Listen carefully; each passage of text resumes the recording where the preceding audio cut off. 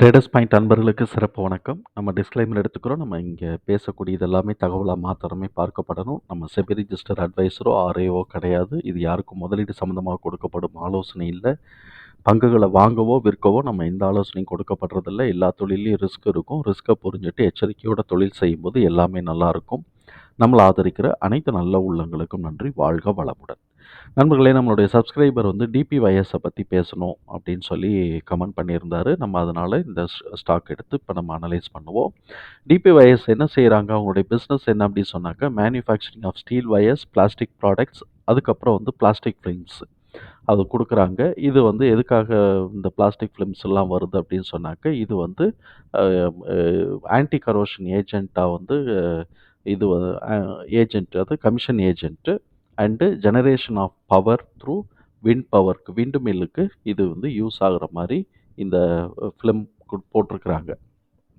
So இப்போ இப்படி இருக்கக்கூடிய இந்த கம்பெனி நல்லா பேசிக்காக பார்த்தோம் அப்படின்னு சொன்னாக்கா ஸ்ட்ராங்கான ஃபினான்ஷியல் சவுண்ட் இருக்குது. டியூரபிலிட்டி ஸ்கோர் கிட்டத்தட்ட 95 வந்துட்டதுனால நல்லா ஸ்ட்ராங்காக இருக்குது. வேல்யூவேஷனும் வந்து மாடரேட்டாக இருக்குது. மொமெண்டம் மாத்திரம் தான் பாசிட்டிவாக பிக்கப் ஆகாமல் இருக்குது. இந்த கம்பெனியை வந்து எஃப்ஐஏஎஸோ டிஏஎஸோ வந்து ஃபோக்கஸ் பண்ணலை. அது ஏன்னு நமக்கு தெரியல. இவங்களுடைய ஃபினான்ஷியல்ஸ் நம்ம பார்த்தோம்னு வச்சுக்கோங்களேன், இன்னும் பிஇ ரேஷியோலாம் வந்து கம்மியாக தான் இருக்குது. இண்டஸ்ட்ரி பிஇ ரேஷியோ காட்டிலும் கம்மியாக தான் இருக்குது.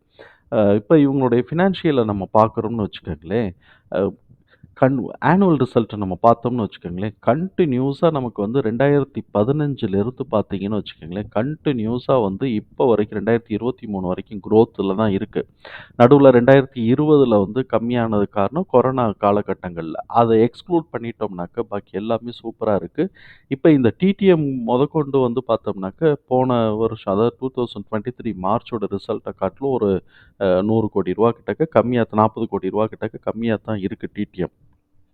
டிடிஎம் குறையுது அப்படின்னு சொன்னாலே மக்கள் வந்து கொஞ்சம் யோசிக்க ஆரம்பிச்சுருவாங்க. இருந்தாலும் இந்த தடவை ஏற்றிருக்கிறாங்க. இப்போ இந்த கம்பெனியோட ஒரு மிகப்பெரிய ப்ளஸ் பாயிண்ட் என்னன்னு பார்த்தோம்னு வச்சுக்கோமே, இவங்க வந்து கடன் இல்லாத கம்பெனி. முதல்ல இந்த கம்பெனியோட ப்ளஸ் பாயிண்ட்டில் கடன் இல்லாத கம்பெனி. ப்ராஃபிட்டபிலிட்டி ரேஷியோ அதுதான் வந்து கூட்டணும். நெட் ப்ராஃபிட் பார்த்தோம்னா 3%, எபிட்டா 5% இருக்கு. நார்மலா வந்து நெட் ப்ராஃபிட் கூட கம்மியா இருந்துட்டு போகுது.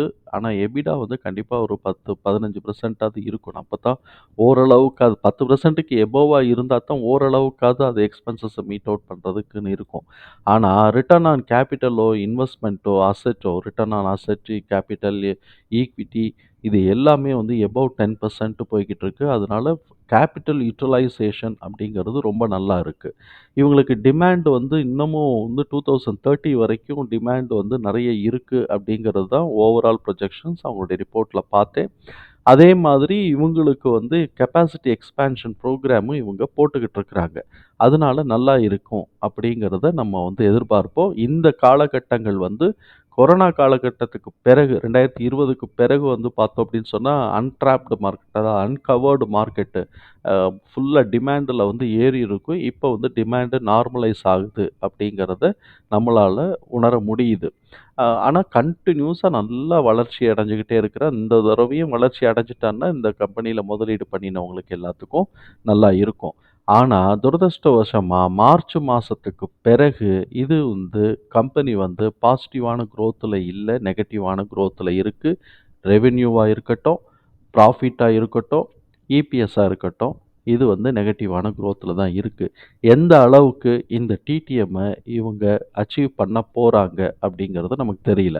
மார்ச் மாசத்துக்கு வந்து அதிரி புதிரியா மார்ச் மாசத்துக்கு ரிசல்ட் வருதா அப்படின்னு சொன்னா, பாஸ்ட் எக்ஸ்பீரியன்ஸஸ்ல அந்த அளவுக்கு டிசம்பர கம்பேர் பண்ணும்போது மார்ச்ல அந்த அளவுக்கு இல்ல. பார்த்தோம்னா 2022 டிசம்பருக்கும் 23 டிசம்பருக்கும் ஒரு கிட்டத்தட்ட ஒரு ரூ. 40,00,00,000. அது அந்த அளவுக்கு தான் நமக்கு வந்திருக்கு. 40 கோடி ரூபா இல்ல 44, அது 40ன்னு ரவுண்ட் அப் பண்ணிக்குவோமே. அதே மாதிரி 21ல பார்த்தோம் அப்படின்னு சொன்னோம்னாக்க கிட்டத்தட்ட ஒரு 18 கோடி ரூபா. அதாவது இதுக்கும் இருக்கக்கூடியது வந்து இந்த இடத்துல டபுள் ஆயிருக்கு. அப்ப இதுவும் இருக்கக்கூடியது இந்த இடத்துல டபுள் ஆச்சுன்னு வச்சுக்கோமே. அப்ப 80 கோடி, 90 கோடி ரூபா வரும். 90 கோடி ரூபா வந்துச்சுன்னா 340 வரும். அப்படி வந்துச்சுன்னா ஓரளவுக்கு எல்லாம் சரியாகும். இருந்தாலும் நமக்கு வந்து இந்த இடத்துல வந்து என்னதான் வந்து கேப் இருக்கு அப்படிங்கிறதையும் நம்ம வந்து பார்த்துருவோம். பார்த்துட்டு இவ்வளோ தூரம் கவர் பண்ணுறதுக்கு வாய்ப்பு இருக்கா இல்லையா அப்படிங்கிறதையும் நம்ம அனலைஸ் பண்ணிடலாம். அனலைஸ் பண்ணிடுவோம்.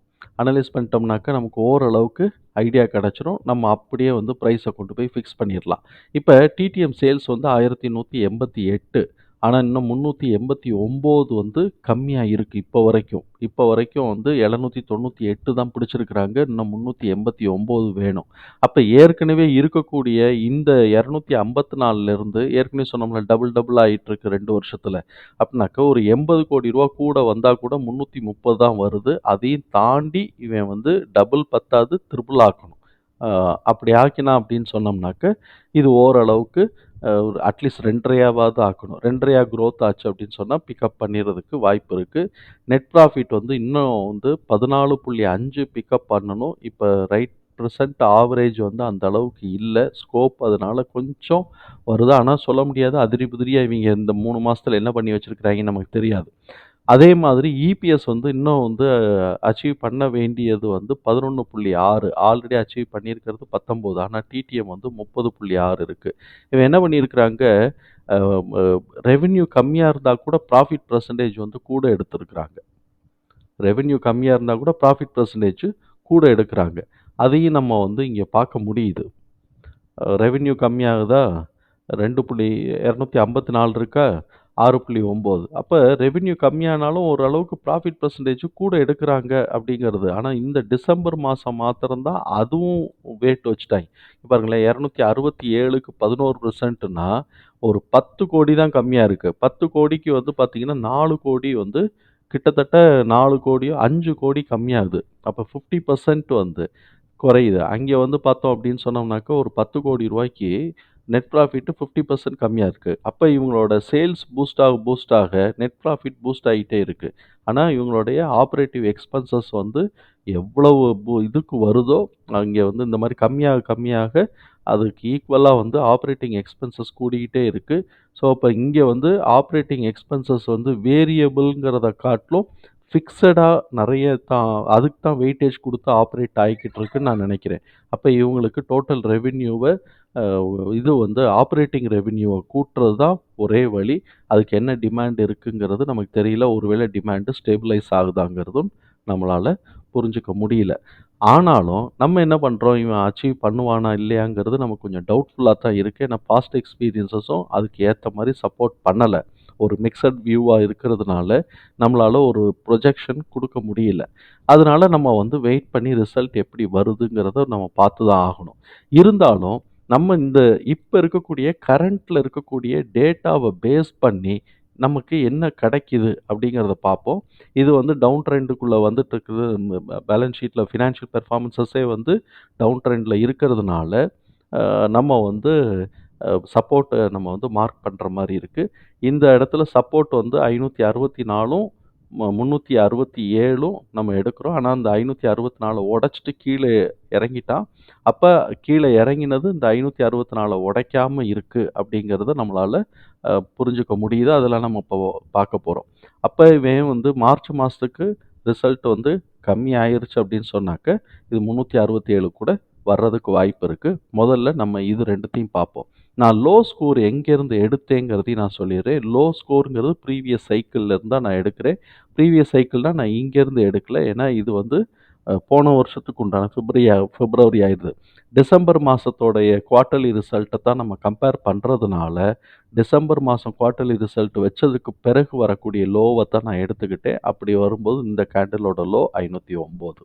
அத தான் எடுத்துக்கிட்டோம். அப்புறம் ஆஸ் யூசுவல் இந்த ஹைட்ட நம்ம வந்து எடுத்துக்கிட்டோம். இப்ப நம்ம அத மார்க் பண்ண போறதில்ல. சப்போர்ட் 564யும் ஆனுவலைஸ்டு சப்போர்ட்டான 367யும் நம்ம மார்க் பண்ண போறோம். இப்ப 564 ஃபர்ஸ்ட் மார்க் பண்றோம்.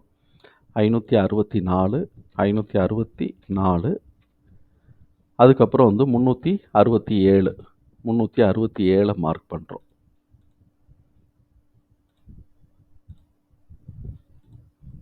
367 இது 2த்தையும் மார்க் பண்ணிட்டோம். இதுக்குள்ளேயே ஓடிக்கிட்டு இருக்கு. இப்ப இந்த ஹைட் வந்து நம்ம வந்து ஃபர்ஸ்ட்டான என்ட்ரி டார்கெட்ட உடைச்சா தான் அடுத்தது மேல போகும். என்ட்ரியே உடைக்கல. என்ட்ரி நமக்கு கிடைச்சிருக்கிறது வந்து 539. ஆனா, அவன் கீழ பெர்ஃபார்ம் பண்ணான்னா, அது கீழ இறங்கி தான் வரும். ஈவன் வந்து 360க்கு கிட்டக்க வர்றதுக்கும் வாய்ப்பு இருக்கு. 390க்கு கிட்டக்க வர்றதுக்கும் வாய்ப்பு இருக்கு.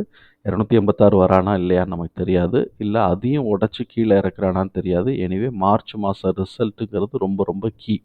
இப்ப வந்து நம்ம 539 மார்க் பண்ணுவோம். 539. ஸோ, இப்ப இந்த 539யுமே உடைக்கவே இல்ல.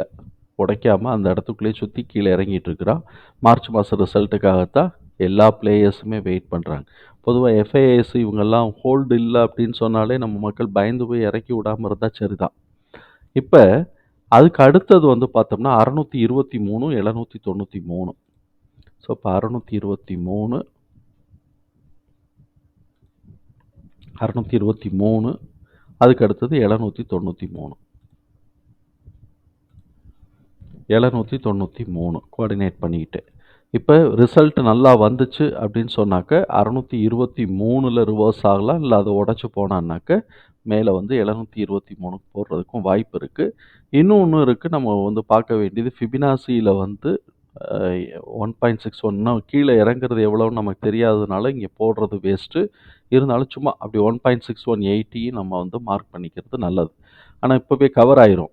இப்ப அடுத்தது வந்து ஆனுவலைஸ்டு ரிசல்ட் நல்லா குடுத்தான் அப்படின்னு சொன்னோம்னாக்க, இந்த ஃபிகர தாண்டினால் நம்ம வந்து இந்த ஃபிகருக்கு நம்ம போலாம். 820க்கும் 990க்கும் நம்ம வந்து ஒரு கோட போட்டு வச்சுக்குவோம். 820, 820 அப்புறம் 990. இந்த ஃபிகர வந்து அந்த 780 ஃபிகர தாண்டினா நம்ம வந்து இந்த சைடு இந்த சைக்கிள்குள்ள போகிறதுக்கு நம்ம 820 அதாவது 793 தாண்டி 820 உடைச்சாங்கன்னா அந்த 820 டு 990 சைக்கிள்குள்ள போகலாம்.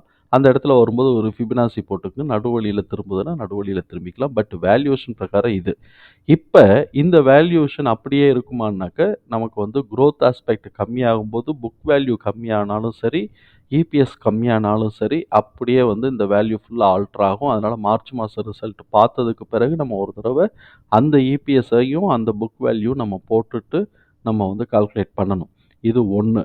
புக் வேல்யூங்கிறது ஆனுவலைஸ்டா வரும். அதனால ஆனுவல் டார்கெட்ல தான் பார்க்கணும். இப்ப இருக்கக்கூடிய புக் வேல்யூங்கிறது ஆனுவல் ரிப்போர்ட்ல தான் பார்க்கணும். இப்ப இருக்கக்கூடிய புக் வேல்யூங்கிறது ஏற்கனவே இருக்கக்கூடிய புக் வேல்யூ தான் இது காட்டிக்கிட்டு இருக்கும். இவங்க என்ன ப்ராஃபிட்டே கம்மியா தான் எடுக்கிறதுனால புக் வேல்யூ கம்மியா தான் போறதுக்கு வாய்ப்புகள் இருக்கு. இல்லாட்டி அந்த அந்த லெவலே மெயின்டெயின் பண்ணுவாங்க. ஸோ, அப்ப இது வந்து மார்ச் மாசம் அவனுடைய ஃபிகர் எவ்வளோ வருதுன்னு பார்த்துட்டு டிடிஎம் அச்சீவ் பண்ணிட்டான்னா கவலையே பட வேண்டியதில்ல. அந்த இடத்துல டர்னிங் பாயிண்ட்ல வாங்கி போட்டு வச்சுக்கிட்டோம்னாக்க, இது அடுத்த கட்டத்துக்கான லெவலுக்கு போகும் அப்படின்னு நம்ம எதிர்பார்க்கலாம். எனிவே நம்ம மார்ச் மாச ரிசல்ட் எப்படி வருதுங்கிறத நம்ம பார்த்துட்டு தான் ஃபர்தர் முடிவை நம்ம எடுக்கணும். அதுவரைக்கும் வேடிக்கை பார்ப்போம். தகவல் நமக்கு பயனுள்ளதா இருக்கும் நம்புறேன். தகவல் பயனுள்ளதா இருந்ததுன்னா சங்கருக்கு ரொம்ப ரொம்ப சந்தோஷம் தான். நம்மள ஆதரிக்கிற அனைத்து நல்ல உள்ளங்களுக்கும் நன்றி. வாழ்க வளமுடன். நன்றி நண்பர்களே.